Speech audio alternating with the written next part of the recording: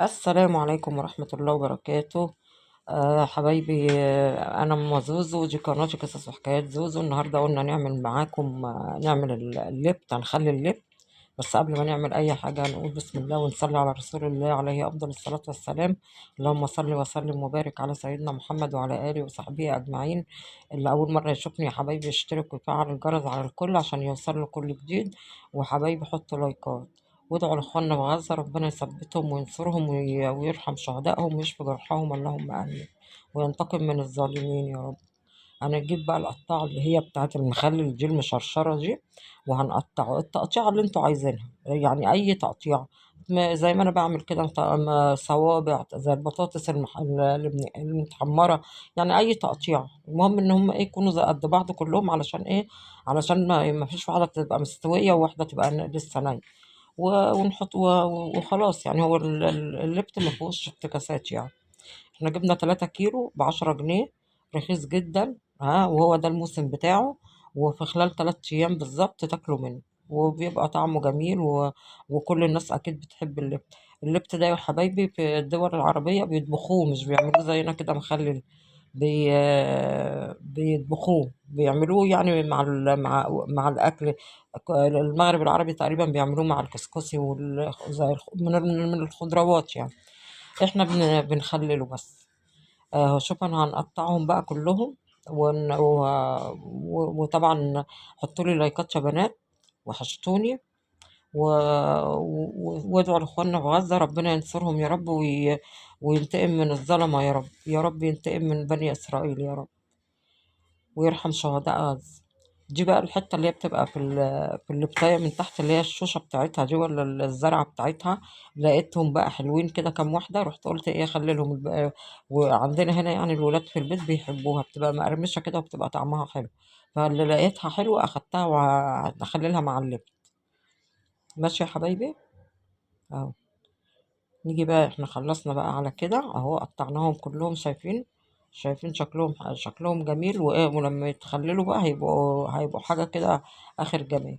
دي مية مغلية غليناها وسبناها تبرد شوية، هي لسه دافية يعني، ما سقعتش. وده ملح. هنحط بقى ايه دول حوالي 3 لتر مية. هنحط لهم 6 معالق ملح، ودي معلقة سكر كبيرة. لازم معلقة السكر الكبيرة دي عشان تخلي اللبت يبقى مقرمش، ما يبقاش طري. مي واخدين بالكم؟ يبقى مقرمش كده من أول واحدة لغاية آخر واحدة. هنحط بقى 6 معالق ملح عشان يبقى مظبوط. 3 لتر مية عليهم 6 معالق ملح. وعادي لو بكرة لقيناه دقناه، يعني دقنا المية لقيناه محتاج ملح نحط له، بس هو ايه كده هيبقى مظبوط ان شاء الله.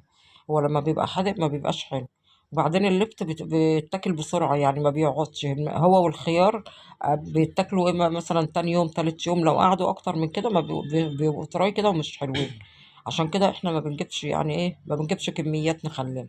اللي عاوز بقى يخلي اللفت ويخليه رمضان يخلي له سليم، بدل ما يقطعه زي ما انا قطعته كده، لا يحطه في البرطمان سليم. ويجيب اللي هي اللفتات الصغننه اللي هم الصغيرين مش الكبيره. الكبيره بتبقى شيخه. تجيبوا اللفت الصغير عشان يبقى طري كده، وما يبقاش قلبه ناشف. جبنا البرطمان ده طبعا عقمناه، وحطيناه غسلناه بميه مغليه وعقمناه بالخل. هنخلي بقى فيه، ده برطمان ازاز، انا مش بحب اخلي في بلاستيك يعني. قليل قوي يعني، لو اتزنقت في برطمان وما كانش عندي الازاز بعمل بالبلاستيك. بس هو البرطمانات دي يعني عندي موجودين، بخلي فيهم على طول. هنحط بقى اللبت كله.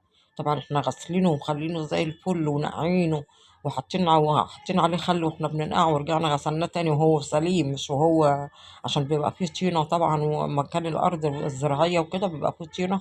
وغسلناه طبعا ونضفناه وخليناه زي الفل، وبعد كده بقى قطعناه زي ما انتوا شايفين كده. حاجة بسيطة خالص. ومعانا بنجراية، هنجيب بنجراية. انتوا عارفين طبعا البنجر ده، انا قطعتها شرايح كده. انا مش محتاجة لللفت دوت الا 3 شرايح. بس انا ولادي بيحبوا البنجر ده متخلل مع اللفت، يعني بياكلوا البنجر مع اللفت. فعشان كده عملت البنجراية كلها قطعتها. وهحطها بقى. هتخلي بقى المية بتاعته بقى مية اللفت شربات. هتخليها زي الشربات بالظبط.